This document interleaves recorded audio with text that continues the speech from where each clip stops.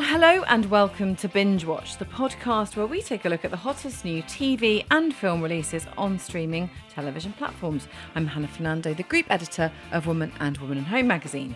And I'm Ian McEwan, writer on TV and Satellite Week, TV Times, What's on TV and WhatToWatch.com.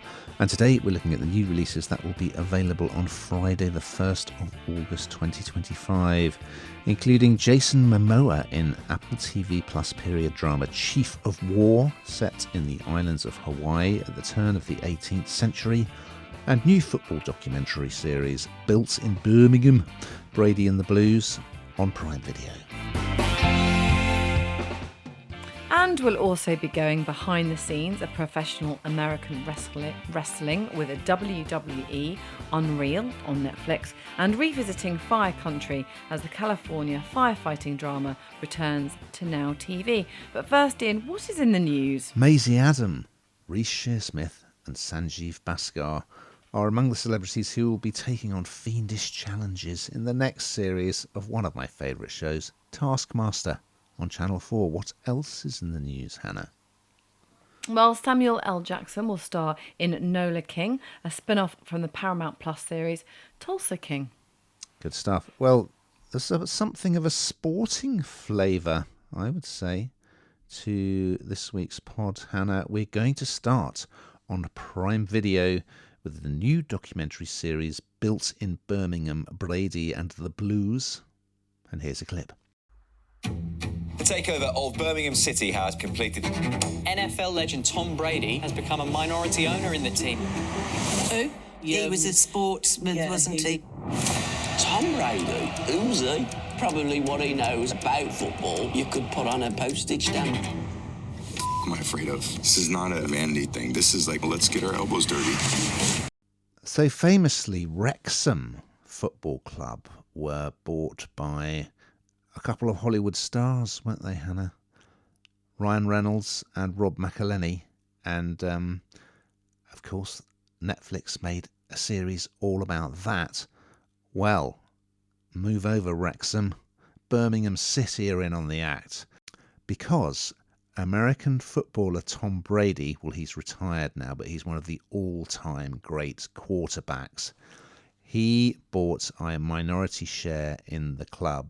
And, with the intention of kind of doing a similar thing. And, of course, Reynolds and McElhenney have been very successful at Wrexham, haven't they? I think they've got 3 promotions in a row. So we come to Birmingham, the Blues, to see how Brady is going to get on. Yeah, it's a bit of a rocky ride. It has to be said. And, in fact, they rattle through the first season in one episode. I imagine they're going to take a little bit longer with the rest of it. And for those who don't know, they booted out the existing manager, even though Birmingham were doing quite well. I think they were about 6th in the league. And the plan is to get them into the Premier League. And they were in the Championship. But they get rid of the manager, controversially. And they appoint Wayne Rooney, who, of course, we mentioned last week, didn't he? He's going to be getting his own reality show.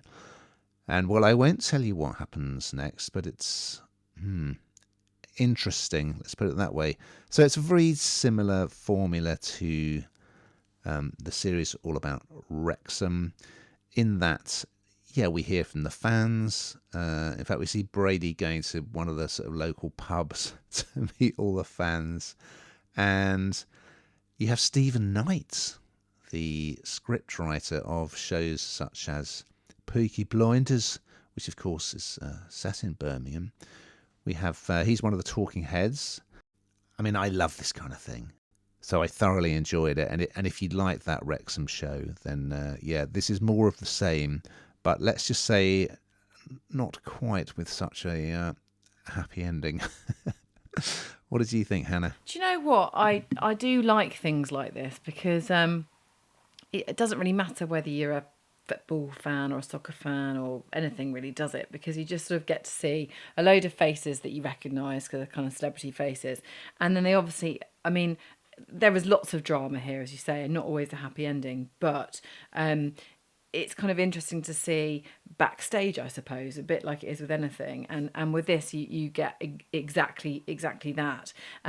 It's exactly as you say. It's kind of the same premise as what we've seen before, but it's I don't know. It's interesting. It's people kind of trying their hand at something that necessarily, in this instance, actually, there are a lot of people that do know what they're doing, but too many cooks comes to mind at some points during this, and the amount of money never fails to amaze me with things like this. The huge amounts of money, sponsorship money, that goes to. I mean, I know you have a short-lived career as a footballer, as a soccer player. I do appreciate that. So you need to make it quick. But goodness me, it's a lot of money, Ian, more than we could ever imagine. But no, I do like things like this. I think people will enjoy it.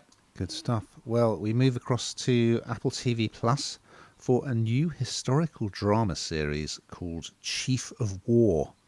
And here's a clip. Tell me of the outside world. It is strange. The pale skin honors no gods of the land. They will be coming soon. If this island is divided, this kingdom will fall. Well, I thoroughly enjoyed what I have seen so far of this, primarily because Jason Momoa features so heavily. And doesn't he look great? What a legend. I mean, he has got an army of fans, really, hasn't he? And has done so much stuff in recent times, like Aquaman. But this is Apple TV Plus. So, as I always say, a really well put together and no expense spared piece of work, and he's playing a really quite different hero in this. It's set in 18th century Hawaii, and I must admit, at first I thought I'm only going to enjoy this because Jason's in it, but actually the more I watched of it, the more I thought, no, hang on a minute, Hannah, be a bit fairer here and be a bit kinder. And it's based on true events, so you learn something here too. I certainly did anyway. 9 parts. And he plays the part. Jason Momoa plays the part of a warrior. I'm going to try and pronounce all these names. Forgive me if I get them wrong. Called Kiana, and he attempts to unite these 4 kingdoms. Which are islands, but are constantly at war with each other. And so it's not war as we know it. It's kind of war with spears, and it's a bit bloody in places. And he risks everything for his land. He's completely fearless, which is kind of what we come to know of Jason Momoa, really, isn't it? That kind of character that he plays. It's absolutely action-packed, but there is some lovely romance in there as well. There's some really touching moments too, and I think that's what I really enjoyed about this. It wasn't just all brutality, war, armies fighting each other. There had sort of a deeper level and some romance and what have you in there, which I think makes this, broadly speaking, for more people, I would say.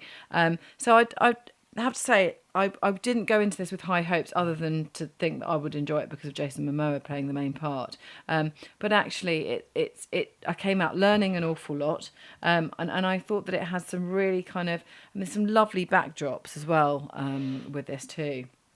And the history of Hawaii is not well known. I didn't know half of this until I watched it. So I think it is pretty authentic. And as I say, filming in Hawaii and New Zealand makes for a beautiful backdrop. What did you think, Ian? Yeah, I found it very interesting. Well, Jason Momoa is ripped. He is. And he really looks the part in this, because he is this mighty warrior, but he's sort of turned his back on warfare because of something that's happened that we're going to find out. So he and a sort of small group of associates have gone from his sort of native islands to live on another island with another tribe, but he is sort of summoned back by his own king. It looks stunning, and also what I particularly like about it is that they speak in the authentic language that would have been used there at the time, which really gives it that extra authenticity, and just culturally, in terms of, they've got all this ceremonial headdresses and so on that they wear, and we see how they used to train their warriors, how they used to hunt. I mean, there's an amazing sequence, shark hunting. So there's lots of good stuff about it that I enjoyed.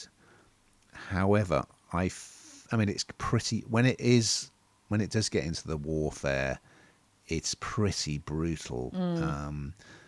But, exciting, but brutal. And I just hope it's not going to kind of descend into just lots of very bloody battle scenes. So there's going to be a plot about the sort of warring factions between the islands of Hawaii and the sort of different tribes there and kings that are there.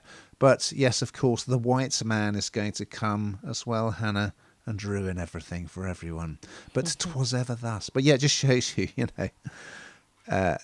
all over the world, war seems to be just inescapable, alas. But yeah, I thought it was different. I thought Momoa was great in it, and they seem to have, they've got a very strong cast, and just the authenticity of having it in the proper language is an added bonus. Over on Netflix, yes, we've got more. Well, is it a sport? That's a moot point. We have some professional wrestling for you in WWE Unreal, and here's a clip. For people that think, isn't that just a bunch of guys pretending to fight? When you see the behind the scenes, I don't know how you can't fall in love with the business. Yeah, I want to make sure it makes a noise, so it's going to be kind of thick. Oh my goodness! This was the biggest show of the year. I'm like freaking out, and then as soon as my music plays, I'm Rhea Ripley. So yes, the behind the scenes sports documentary is such a big thing at the moment, isn't it, Hannah? You've got cycling, rugby, football, Formula One, NASCAR, American football, you name it, golf. They've made a behind the scenes documentary series about it. And this time we're going inside the world of WWE, which has become huge, isn't it? And in fact, one of its big stars, Hulk Hogan, passed away recently. I mean, I personally have never really got into WWE, but I know that it is huge. And of course, the big stars of it, I mean, the potential for them. Look at The Rock. Look what happened to him. Look what happened to John Cena, who's just been in a film with Idris Elba.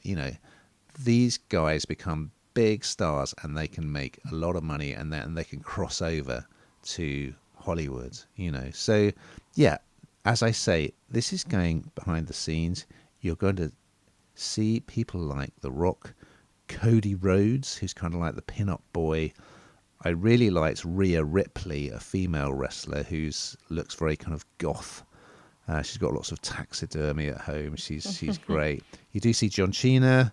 You see CM Punk making a comeback. So yes, I wasn't really familiar with all of these names, but it's very different from the wrestling I grew up watching, which was on a Saturday afternoon on ITV with people like Giant Haystacks and Big Daddy.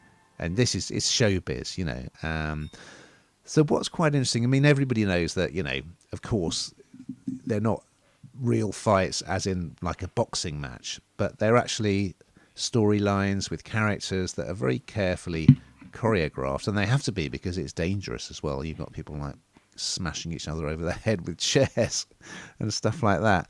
And so you find out that actually, quite interestingly, there are producers watching the action. There's a storyline that they're supposed to follow, and it's supposed to fit to a strict time as well. So if it's overrun, they say, okay, cut out this move, that move. And they're talking into the earpiece of the referee, who can then sort of convey messages to the wrestlers. So it's all quite cleverly done. And yeah, they're larger than life characters. You've got the goodies, you've got the baddies. Sometimes they go from being one to the other. So I did find it quite an interesting look behind the curtain, but I'm not that into WWE, as I say, but I know there are a lot of fans out there, so I think this will go down very well. What did you think, Hannah? Do you know what? It used to be my brother when we were younger that would watch things like this. And I've got to be honest with you, it never felt authentic at all. I know that a lot of concerns about this has been that this is kind of taking you behind the curtain, isn't it? A little look behind the curtain, that actually you might find out a bit too much and kind of ruin the whole idea of this kind of staged staged performance. I'm not sure it did that for me, because actually it's always felt staged. I don't know how, I've never understood how these stars have become so big, and like you said, there's been some hugely successful names in this business. It's just absolutely absurd to me, and I'm not sure that this has done anything to change my mind on that. It's just a really strange pretending to throw people around and make, well, I suppose they do make a wad of cash from it. But yeah, the sneak peek behind the curtain, I think people, if people are interested in WWE, then it could be interesting. Is it teaching them anything they don't know? I wouldn't have thought so, unless you thoroughly do believe everything you see. And as you say, there's lots of kind of things like this at the moment, isn't there? Sort of behind the scenes document, even what we were talking about earlier, at football, soccer stadiums, what's really going on. And I guess that nosiness is in us all, and that does sort of scratch that itch, so to speak. But I've got to be honest with you, I don't think it told me anything I didn't already know. We're going to finish over on Sky Witness and Now TV with the third season of an American drama series called Fire Country. And here's a clip. Gabriella, you take Diego to be your lawfully wedded husband?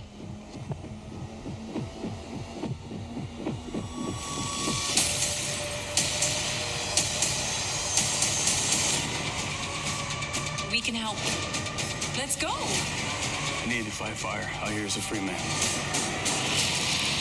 Can't decide if firefighting is going to save that kid or get him killed.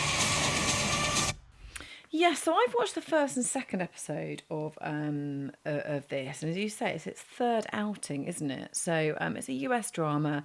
It's obviously incredibly well received, which is why it continues. And I don't know what you think here, but I think you'll catch up quite quickly if you haven't seen the other two series. I would say you'll catch up quite quickly with the characters, and it's quite an explosive start, really, because it's all set around a prison release fire service scheme, which is set in California, and this series kicks off at the wedding of Gabriella and paramedic Diego, and straight away you get the sense that something dramatic's about to happen. I'm not sure if it's the music or the pace or the way it's been shot, but straight away something's happening. There's an undercurrent here. There's a lot of chatter about whether Gabriella, who is a firefighter as well, whether she really wants to get married. She shared a kiss with another firefighter previously. He's a convict because he's part of this scheme, and he's now a trainee fireman called Brady, and you see them talk about, so you kind of see that there's an undercurrent here, and then she's due to get married, and there's that awful moment in the church where you're like, I do, are you actually going to say it? Are you not going to say it? And as you do, a helicopter crashes, and it's a huge incident. I've got to be honest with you, it felt like the longest time in the world to listen to somebody whether they were going to say I do or not, and then of course the helicopter part of it smashes through the church window, and the majority of it comes down on this cafe drinking tavern called Smokey's Tavern, and there are people in there. Gabriella's ex Jake, he's dining in there with his late partner's daughter Genevieve, so it's kind of like all hands are on deck to try and it's incredibly dramatic immediately, and then whilst they're trying to do their best and she's in her wedding dress trying to kind of help all these people, there's this undercurrent of kind of romance and passion and wanting to be with someone that you shouldn't be with, couldn't be with, aren't supposed to be with, as she was due to get married. So I think in this series, Gabriella plays a really big part in this, because I think in previous ones we haven't sort of got to know her quite as well as you'll get to know her in this, and see some of her flaws, because that up until now I don't think you particularly have. So from what I've seen so far, I did quite enjoy it, but I've got to be honest with you, Ian, some of that footage, I mean, I've never seen a helicopter crash, but it just didn't feel brilliantly plausible, I've got to be honest with you. What did you think of it? Oh, come on. We've all been to weddings that have been interrupted just before the bride says I do by a helicopter crash. Come on. Yeah, so I'd not seen this before. I didn't really know anything about it. And it does pick up from exactly the end of the previous season, when Brady, who clearly is in love with Gabriella, he walks out of the wedding ceremony. So I mean, it's very, as you can gather from the plotting, it is very soapy, that there's no escaping that. But of course, I mean, I like the fact that it's this sort of convict release scheme. That's very unusual. And in this season, Brady, he wants to become like a fully fledged, proper fireman. This has kind of become his new focus.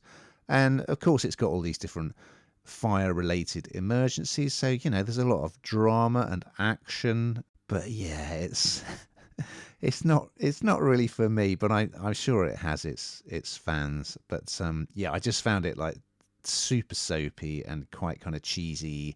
And I thought the characters were not that well developed. But yeah, certainly exciting.